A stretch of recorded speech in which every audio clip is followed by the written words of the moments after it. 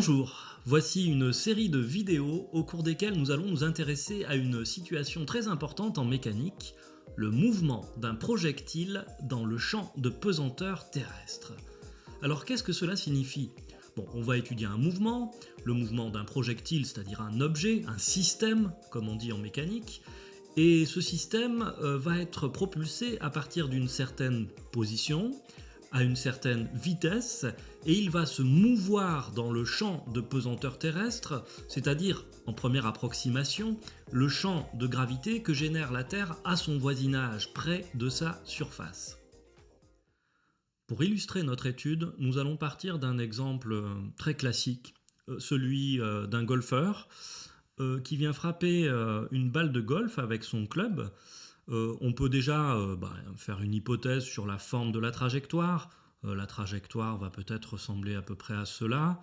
Donc on ne connaît pas la forme exacte pour le moment de cette trajectoire. On va dire qu'elle a une forme de cloche.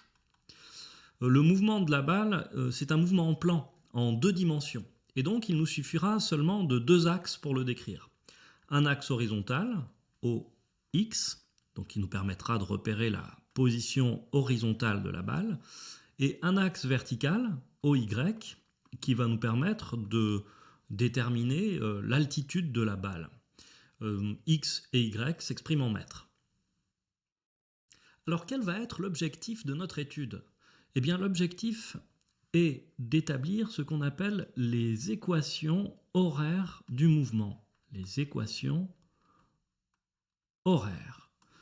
Comme leur nom l'indique, ces équations dépendent du temps. La variable sera le temps, t, en secondes. À quoi correspondent ces équations? Eh bien, on se souvient qu'en cinématique, pour décrire un mouvement, on a à notre disposition plusieurs vecteurs. Par exemple, le plus simple, le vecteur position. Très simple à tracer.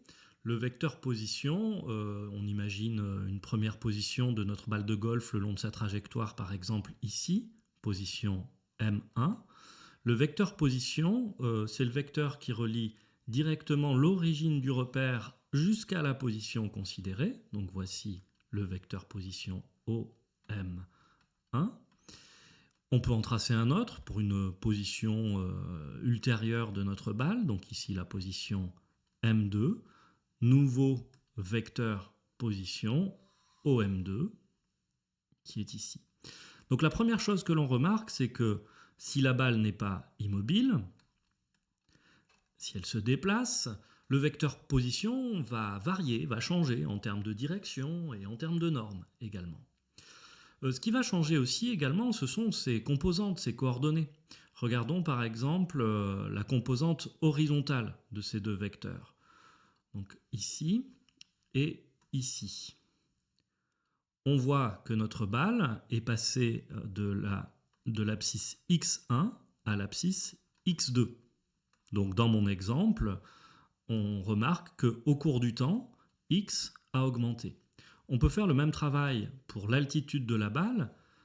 Elle avait une altitude y1 pour commencer, puis plus tard une altitude y2. Et donc on constate que cette altitude a, elle, diminué. Autrement dit, les composantes du vecteur position vont varier au cours du temps. C'est pour ça qu'on peut les écrire de cette manière-là. Donc on a notre vecteur position, première composante x, deuxième composante y, elle varie au cours du temps. Donc je vais écrire un petit t entre parenthèses ici et là. Et donc ces deux composantes auront des expressions qui vont dépendre du temps, et ce sont ces expressions que nous allons désirer établir. Ce seront nos deux premières équations horaires. Autre vecteur fondamental en cinématique, le vecteur vitesse, le vecteur v.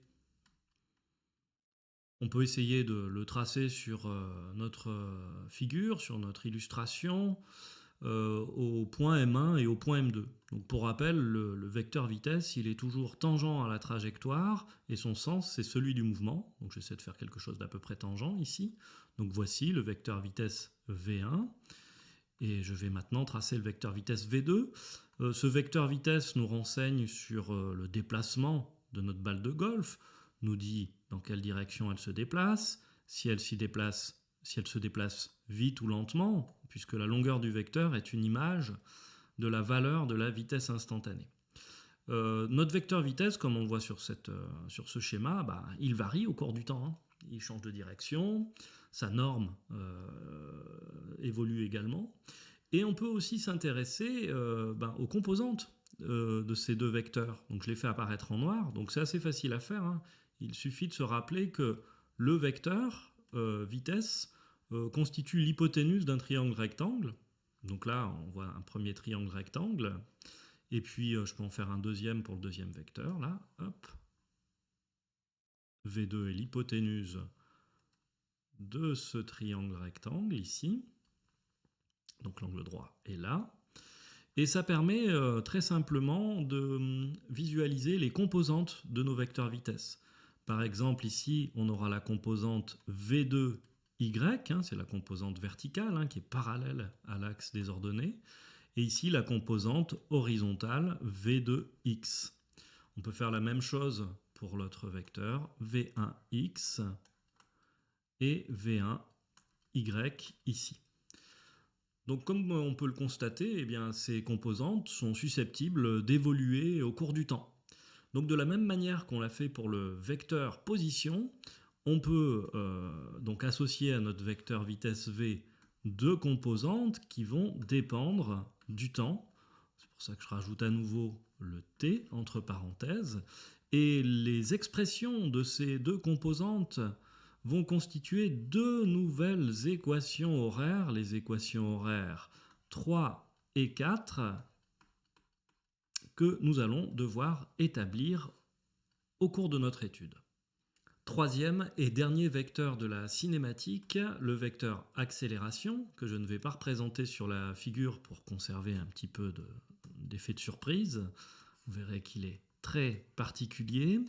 Donc ces deux composantes, AX, AY, qui dépendent elles aussi du temps et qui seront donc nos dernières équations horaires, c'est-à-dire l'équation 5 et l'équation 6. Équation 5, équation 6.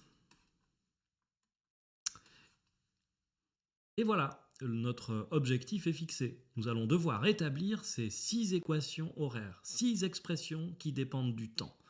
Une fois qu'on aura réussi, on sera en quelque sorte tout puissant. Parce que avec par exemple ces deux équations, on pourra connaître à n'importe quel instant la position de la balle de golf. Ces deux équations vont nous permettre de déterminer la vitesse de la balle à n'importe quel instant. De même pour l'accélération.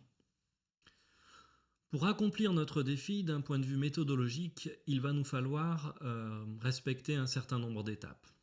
Les voici présentées succinctement. Je ne rentre pas dans les détails, ce sera l'objet des prochaines vidéos. Donc, vous les voyez ici. Il faudra définir le système étudié, c'est-à-dire l'objet dont on étudie le mouvement, préciser dans quel référentiel on réalise cette étude, dresser un bilan des forces, que l'on discute de manière approfondie des conditions initiales du mouvement, que l'on applique le fameux principe fondamental de la dynamique, qu'on appelle aussi la deuxième loi de Newton, et ensuite donc on pourra commencer à établir les équations horaires dans cet ordre. D'abord celle du vecteur accélération, ensuite le vecteur vitesse et enfin le vecteur position. Et voilà, c'est terminé pour cette première vidéo. Alors nous avons posé le problème, nous savons à peu près ce que nous allons étudier, nous connaissons notre objectif, l'établissement des équations horaires, et j'ai aussi listé les différentes étapes de notre raisonnement. Je vous dis à bientôt pour la suite.